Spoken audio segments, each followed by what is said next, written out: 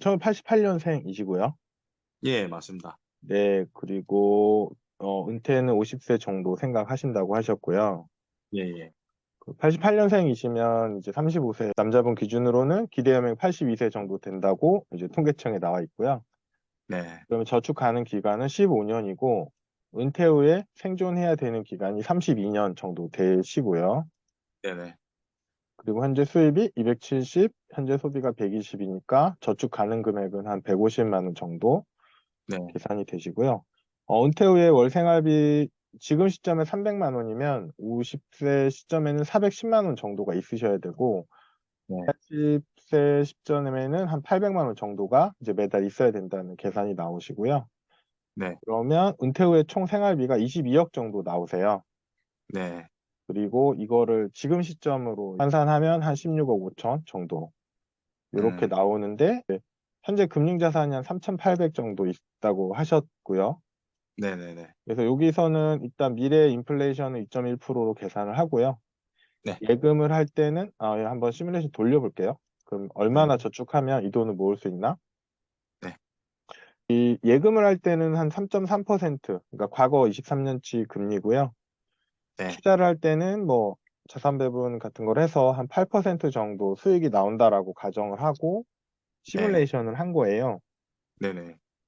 일단은 공무원이나 교직원 같은 직역연금 경우에는 계산하는 네, 방법이 되게 복잡하더라고요.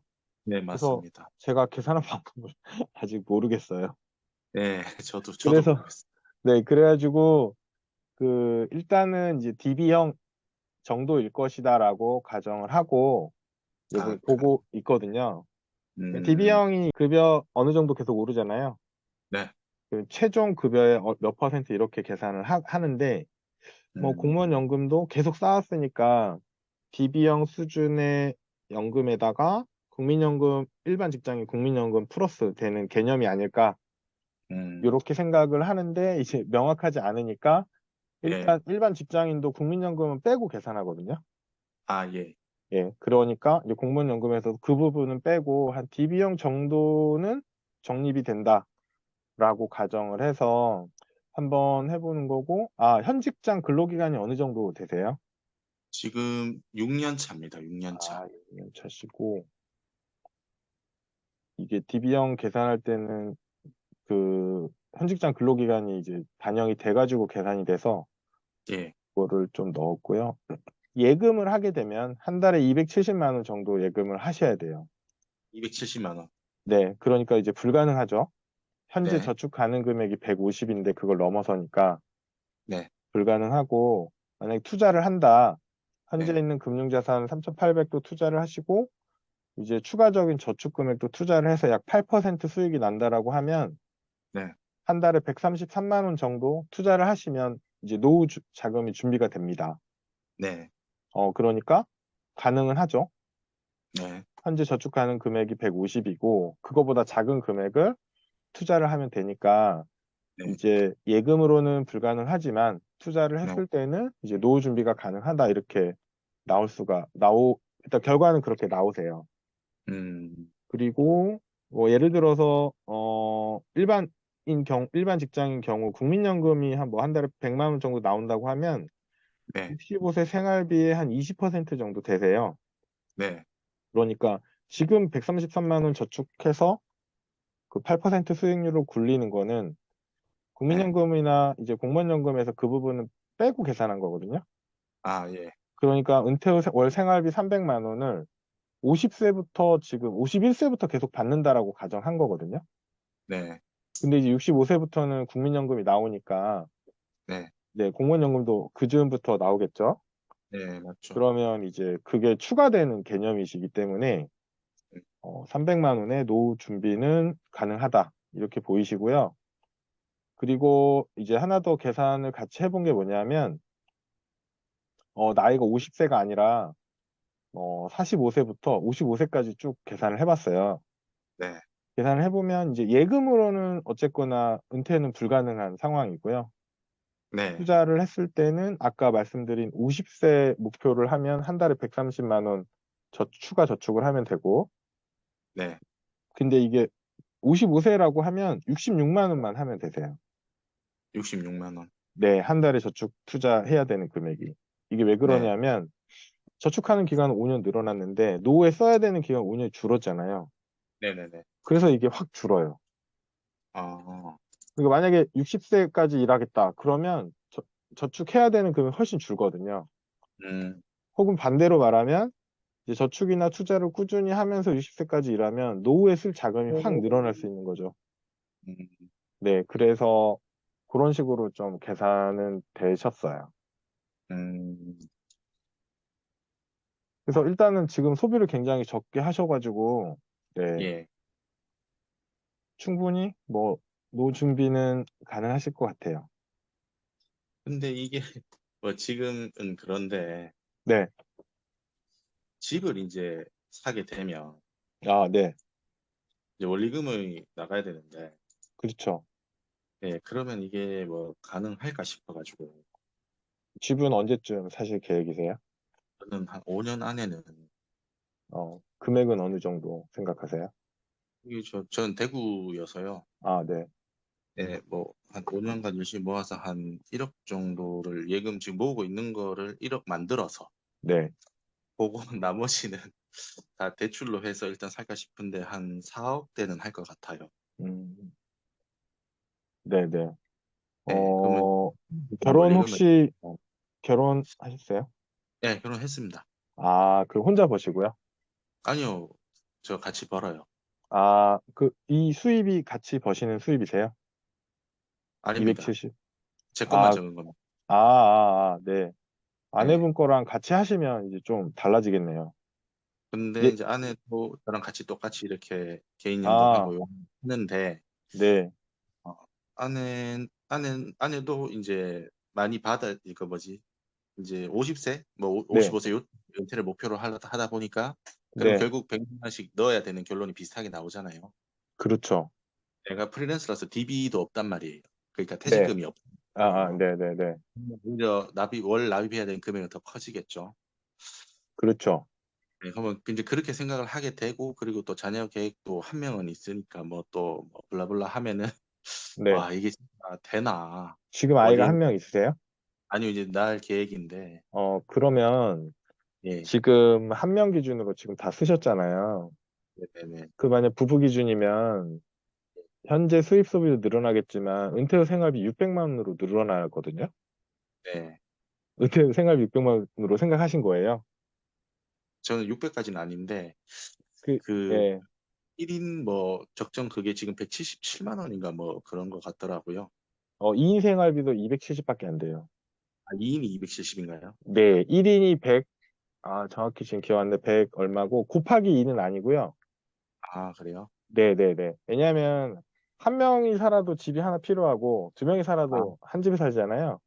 네네 네, 그런 것 때문에 두 명 노후 생활비가 곱하기 2는 아니고 한 6, 음. 70%더 많은 수준이었던 것 같거든요.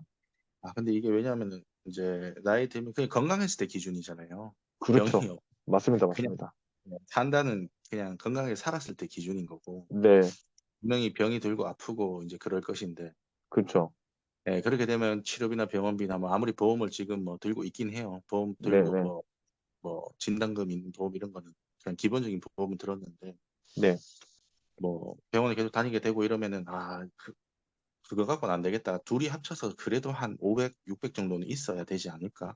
약간 뭐 이런 생각이 좀 들어서 네.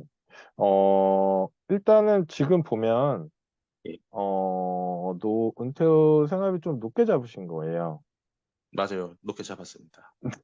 현재 120으로 소비하시는데, 은퇴 후에 300을 쓰겠다는 것 자체가 이제 1인 기준이어도 네, 높게 잡으셨기 때문에, 어, 네, 130 이상 투자를 하셔야 되는 거고, 음, 근데 예를 들어서, 보통은 제가 이제 보통 얘기를 할 때는 지금 쓰는 소비 정도를 유지한다라고 가정을 하기도 하거든요.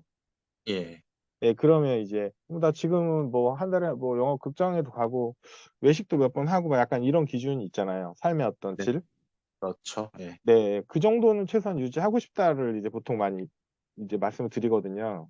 음, 음, 그렇게 만약에 되면, 네, 이제 은퇴 후 생활비를 뭐 한 150이나 200으로 떨어지잖아요. 네, 그럼 투자해야 되는 금액이 확 줄어요. 네, 그러면 나머지 금액으로, 그러니까 한 달에 150 저축하는 금액 중에 네. 투자로 들어가는 금액이 뭐 100만 원 미만으로 줄 거거든요. 그러면 그 나머지 금액을 이제 부동산 원리금 납입하는 비용으로 쓸 수가 있죠. 아, 퇴직하고 나서? 아니요, 아니요. 제가, 지금부터? 제가 한번 계산 다시 해볼게요. 엑셀 보이세요? 보입니다, 보입니다. 네, 그러면 지금은 270에 120인데 아, 미래 300으로 계산했던 거잖아요.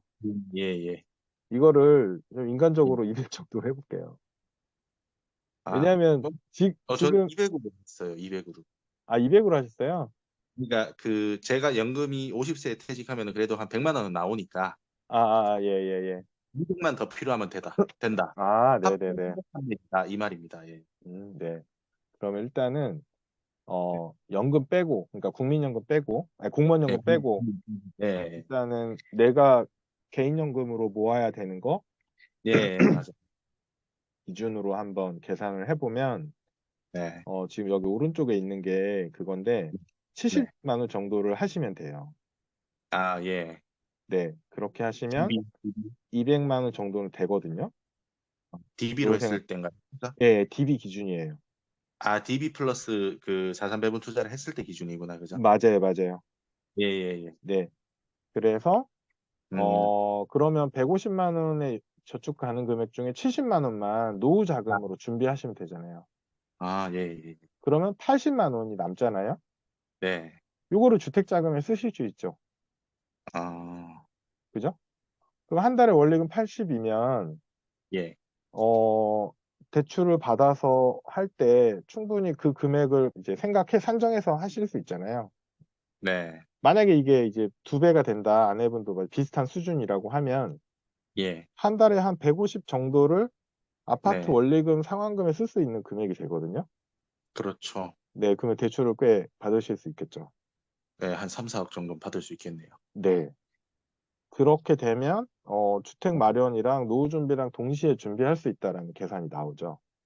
음, 이게 네. 애 교육비가 들어가면 거의 불가능하긴 할 것 같은데, 그쵸. 애 교육비 하면 애가 지금 몇 살 정도 되세요?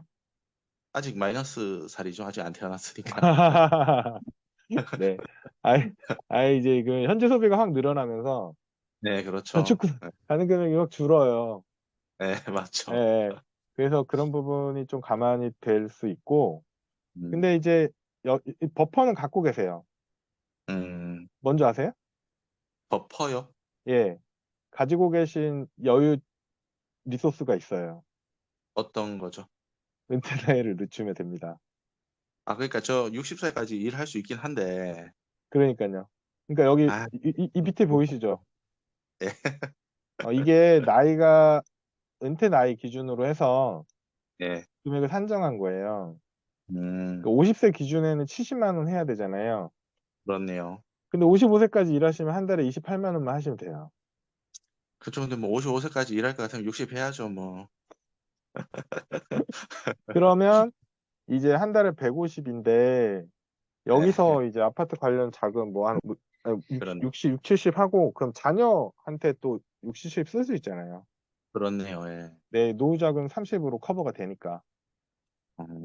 지금 30만 원씩 넣고 있긴 한데, 네.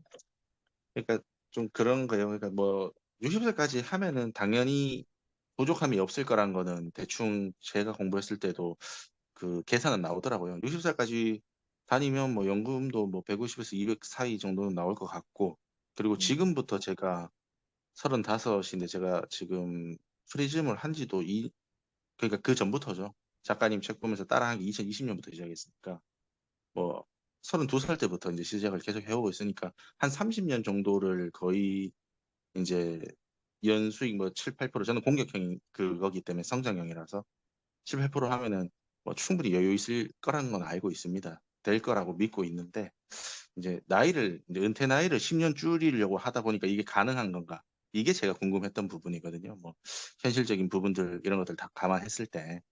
가능은 근데 뭐 하시네요. 70만 원 정도 하면 가능하다. 네.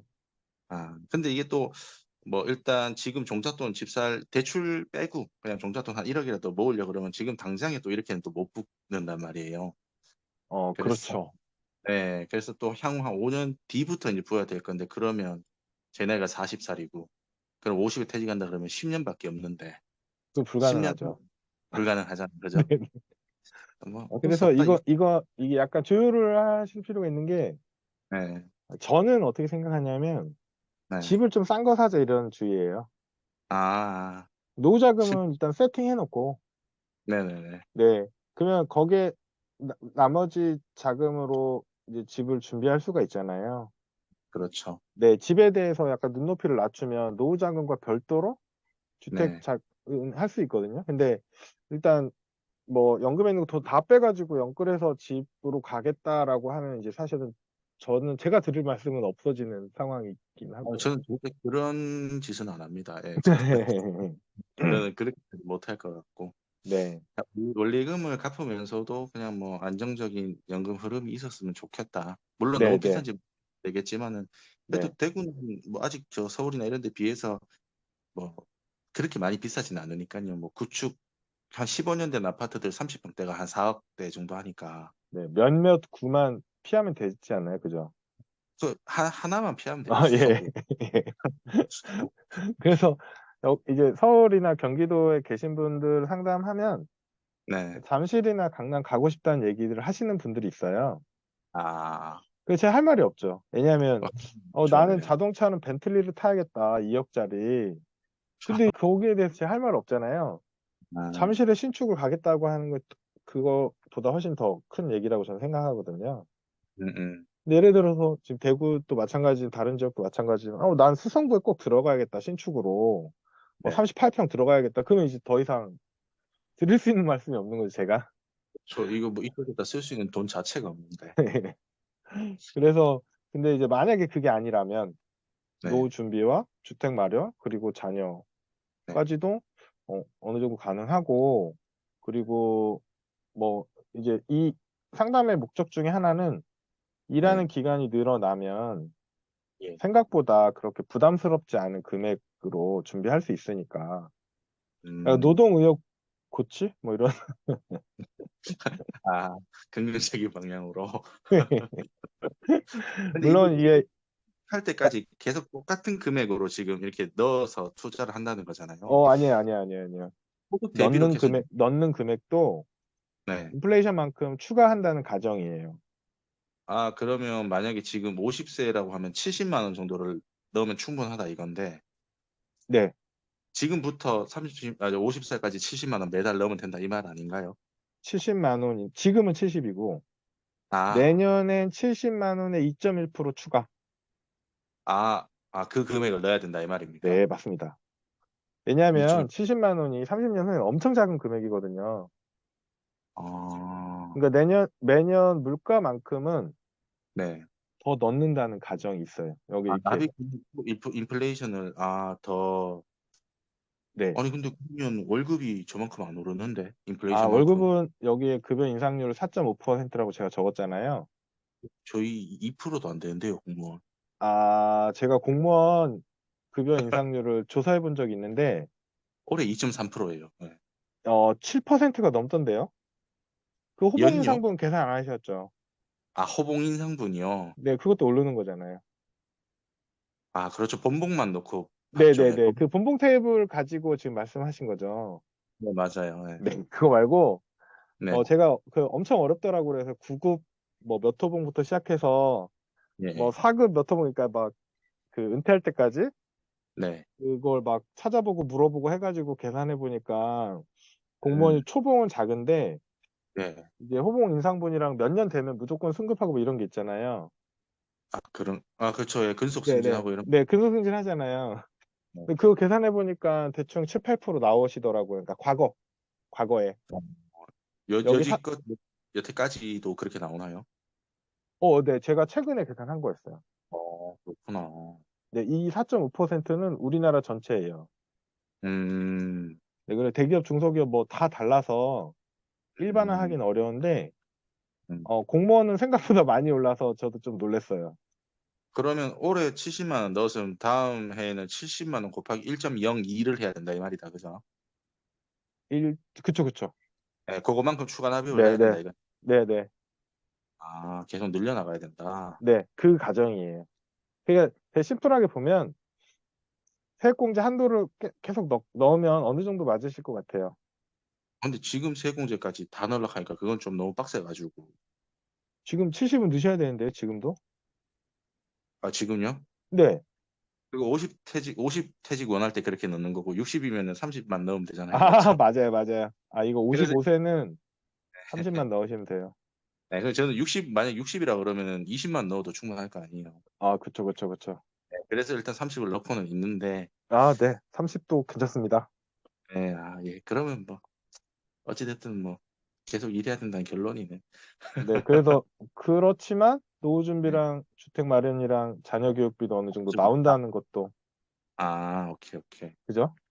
네, 네, 대충 뭐 알겠어요. 예, 어느 정도 좀 포기할 거 포기하고 뭐 좀 납입 금액 확실히 납입 금액을 늘리면은 그만큼 뭐 좀 빨라진다는 거는 당연한 거니까. 네, 좀 다른 부분에서 타협 보면은 은퇴 나이 조금 땡길 수도 있다. 그냥 요렇게 이해하면 되겠네요.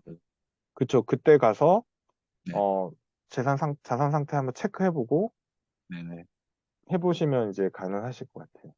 음, 알겠습니다. 저보다는 솔직히 오늘 와이프를 이걸 신청을 하고 싶었는데 네, 그냥 제가 제가 했는데 돼버려가지고 신청을 했는데 아, 네, 네, 퇴직금이 없는 사람들 아예 DB나 DC 이런 게 없는 사람들은 진짜 거의 납입 금액이 여기서 한 두 배씩은 되려나요?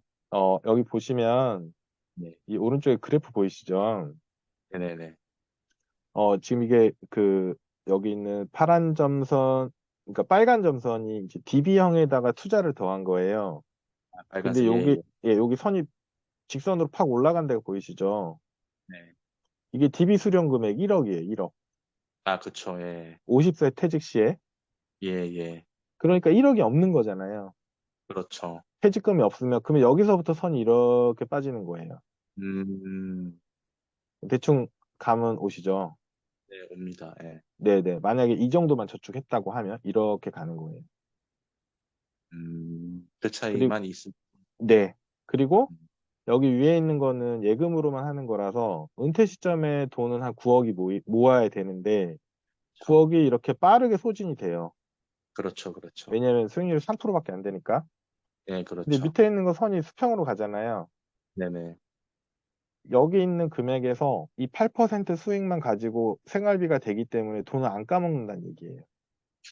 그 제가 좀 말씀 중에 죄송한데 하나 예, 궁금한 것이 그 예, 연평균 8%라는 건 이제 긴 시계열로 봤을 때 총 수익률을 그냥 투자 연수로 나눈 게 이제 연평균 수익률이지 않습니까? 맞습니다. 예.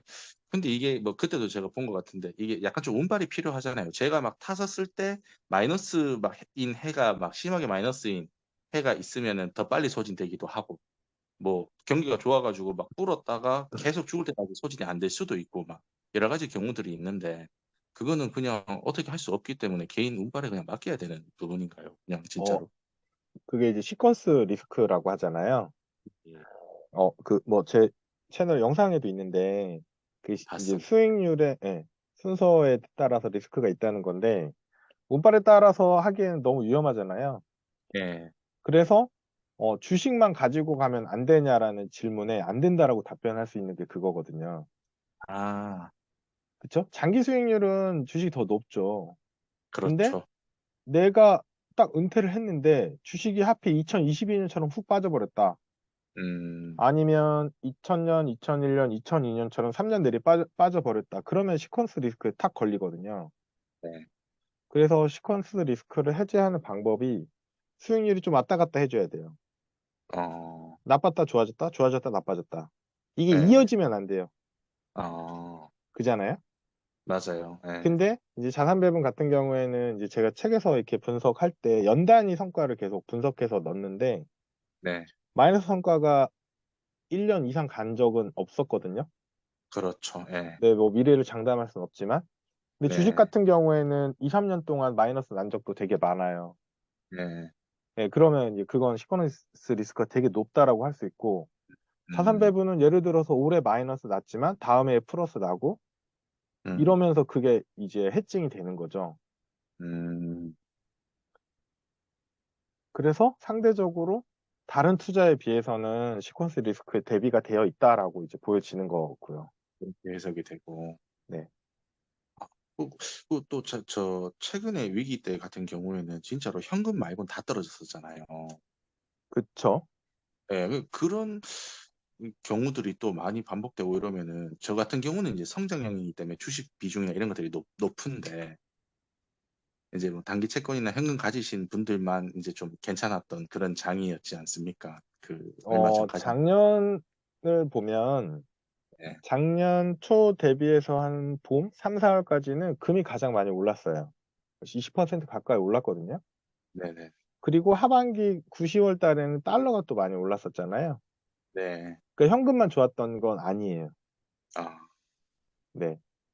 주식 국채가 동시에 빠져서 이제 괴롭긴 했으나 네. 현금만 있었던 건 아니고 금이나 달러도 자기 역할은 좀 충분히 했다라고 저는 보거든요. 근데 비중이 워낙 뭐 주식 채권에 비해서 조금 낮다 보니까는 방어는 해주긴 해주는데 이제 좀 깝깝한 면이 있긴 있더라고요. 아무래도. 그렇죠. 맞습니다. 네, 근데 사실은 작년에가 자산 배분한테는 안 좋은 해였지만 네, 주식 같은 경우는 그렇게 많이 안 빠졌거든요. 음, 네, 그래서 2008년이나 2000년처럼 주식이 반토막 나면 네. 채권이 아무리 올라줘도 그것 역시도 되게 스트레스 받는 일이어가지고 네. 그런 시장은 언제나 올 수 있다라고 좀 보시는 게 맞을 것 같아요.